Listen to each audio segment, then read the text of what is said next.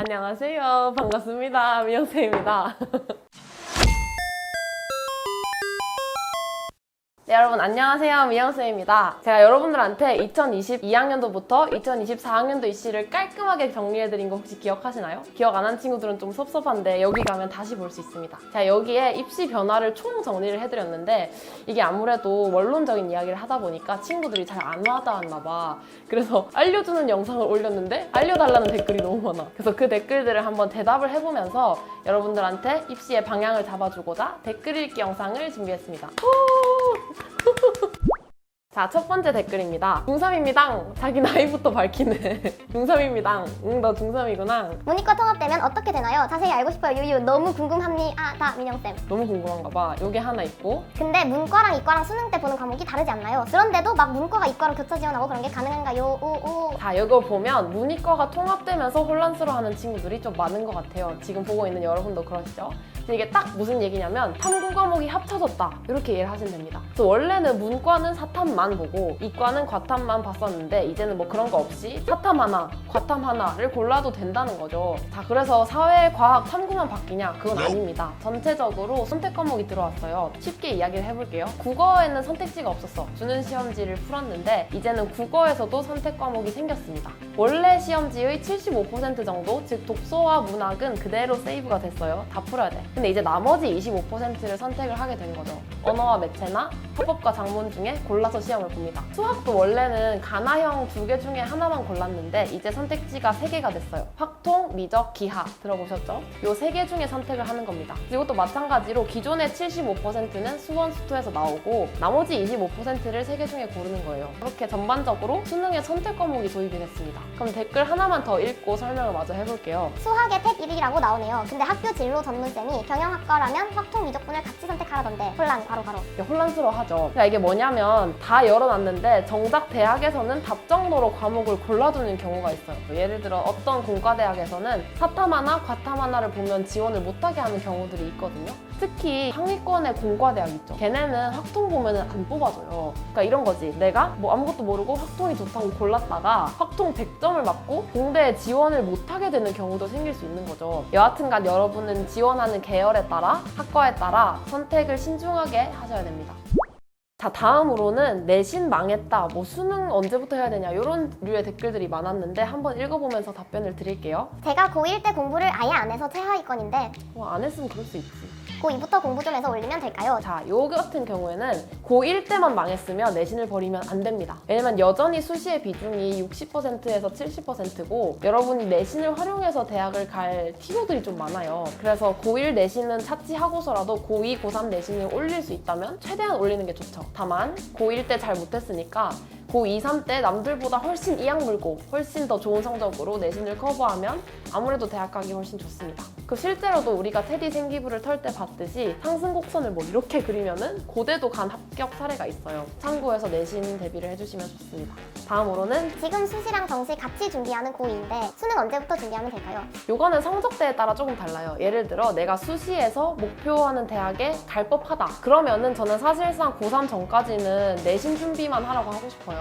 왜냐면 고1 이때까지의 내신 성적으로 대학에 가야 하니까. 그리고 고3부터 이제 수능을 좀 준비를 하는 거죠. 근데 만약에 내가 내신이 좀 불안하긴 해. 그러면 내신에 몰빵하기보다는 서서히 수능 준비도 병행을 하시는 게 좋습니다. 제가 어지간한 막 내신 최상위권이 아니면 수능을 마음속에 버리지 말라고 하거든요. 그 이유는 일단 여러분들부터는 수능의 비중이 굉장히 확대돼요. 그래서 같은 성적대더라도 정시로 대학 가기 조금 더 쉬워졌거든요. 그래서 수능의 끈을 놓으면 안 되고 만약에 내가 찐 순혈 수시러라고 하더라도 수능 최저를 걸어둔 전형들이 굉장히 많아요. 그거를 피해서 쓰다가는 합격 확률이 떨어질 수 있기 때문에 수시러여도 수능 최저를 맞추기 위한 수능 공부를 해두는 게 좋습니다. 그리고 특히 드리고 싶은 말씀은 일단 국영수는 내신이고 수능이고 뭐 크게 다르지 않아요. 어쨌든 국영수는 계속 해야 돼. 그래서 고2 때 국영수 위주로 하시고 탐구 수능은 특히 고3 때 시작을 하는 게 좋아요. 왜냐면 탐구는 지식 과목이기 때문에 고3 때 시작해도 그렇게 늦지 않습니다. 자, 이제 다음 댓글을 읽어볼게요. 이번에 바뀌는 2022 약대 총정리 좀 해주세요. 유유유유. 자, 잠깐만, 여기서 나 약대 아니야 하고 나가려는 여러분들 나가지 말고 잠깐 들어보세요. 무슨 소린지 아예 모르는 친구들이 있을 것 같은데 여기 어떻게 된 거냐면 약대는 원래 대학교에 없었어요. 이게 대학교를 다른 과에 간 학생들이 시험을 봐서 어른들이 갔거든요. 근데 약사를 하고 싶으면 어쨌든 다른 대학을 거쳐서 갔죠. 근데 이게 이제 학부로 내려온 거예요. 고3 친구들이 갈 수 있게 된 거죠. 그래서 이게 생으로 티오가 생겼어. 굉장하죠? 근데 심지어 이게 1600명인 거죠. 그래서 고3 학생들이 갈 수 있는 문틈이 생으로 1600명이 생겼다. 그것도 최상위권에. 조금 더 자세히 보면 일단 우리나라에 메디컬 계열이라고 할 수 있는 게 의대, 치대, 한의대, 수의대 이렇게 있어요. 근데 약대가 들어오면 약대도 여기 포함이 되거든요. 근데 약대가 들어온다 해봤자 어차피 의대는 못 비벼요. 의대는 이렇게 차곡차곡 상위권들이 갈 건데 그 밑에 치대, 한의대, 수의대에는 입결에 영향을 미칠 수 있는 거죠. 1600명이 생겼으니까. 여러분 상위권 1600명은 생각보다 어마어마하거든요. 그래서 치한수의 입결이 약간 내려올 수 있고 이게 또 비메디컬 계열에도 영향을 미칩니다. 왜냐하면 상위권 공대 애들이 약대로 빠질 개연성이 높아지거든요. 그럼 그만큼 공대 입결도 내려올 수가 있는 거예요. 특히 약대랑 관련 있는 게 어딜까요? 생명, 화학 요쪽이죠. 화학공학. 그래서 이쪽 학과들은 특히 입시 결과가 내려올 개연성이 좀 있습니다. 그리고 만약에 나는 진짜 약사가 하고 싶었다. 그러면 후 하면서 이제 약대를 지원하시면 돼요. 자, 그럼 마지막으로 댓글을 보다가 꼭 읽고 싶은 댓글이 있어서 이렇게 가지고 와봤습니다. 민영픽. 민영쌤 진짜 큰 고민이 있습니다. 얼마나 큰지 보겠습니다. 저는 지금 고2인데 1학년 때 전체적으로 잘 못했습니다. 너무 슬퍼. 저의 생기부에는 무단지각 1, 질병지각 7이 찍혀있고 지금 너무 후회되고 걱정이 너무 큽니다. 답변해주실 수 있을까요? 유. 이건 심지어 좋아요가 21개 이렇게 생각하는 친구들이 좀 많나 봐요. 이 친구한테 하고 싶은 말은 일단 잘못했습니다. 늦지 않았다. 열심히 하고 있다. 너무 후회된다. 걱정이 너무 된다.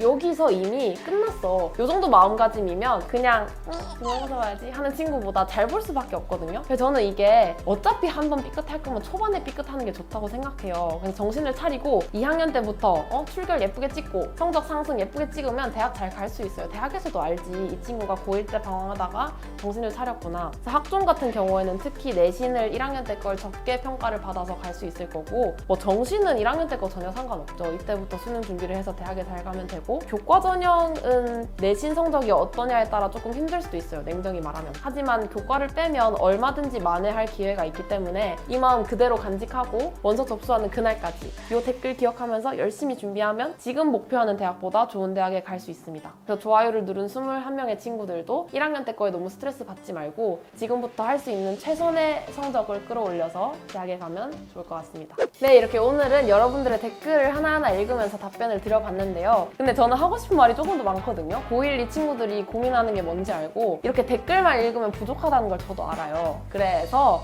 이번에는 특별 영상을 좀 준비를 해봤습니다. 크게는 고1, 고2 친구들을 위해 준비를 해봤는데 일단 고2 지금 급하잖아요. 입시 막 바뀐다 하는데 알아야 대학을 갈 거 아니야? 그래서 정확하게 수시, 정시 비율이 어떻게 되고 대학별로 수시 줄어드는 거 어떻게 대처하는지 정시는 뭐 어떤 영향이 있는지를 하나하나 자세하게 읊어보고자 합니다. 근거까지 들어서. 그래서 고2 친구들은 그 영상을 참고하면 조금 더 구체적인 그림이 잡힐 거예요. 그리고 고1 친구들은 막 이렇게 고민이 구체적이지도 않아. 그냥 동아리 하고 급식 먹다가 근데 대학 어떻게 가지? 그리고 뭐 독서실에서 친구들이랑 떠들다가 근데 어느 대학 가야 되지? 요 정도 선에 고민을 하고 있다는 걸 알거든요. 그래서 복잡한 얘기 빼고 고1 수준에서 어떤 방향성을 가지고 어떤 태도로 공부를 해야 되는지 로드맵처럼 준비를 해봤습니다. 자, 그래서 이런 조금 더 깊은 이야기는 유클 멤버십에서 여기서 확인하실 수 있습니다. 자, 그럼 저는 조금 더 재밌고 유익한 다음 영상으로 찾아뵙겠습니다. 안녕!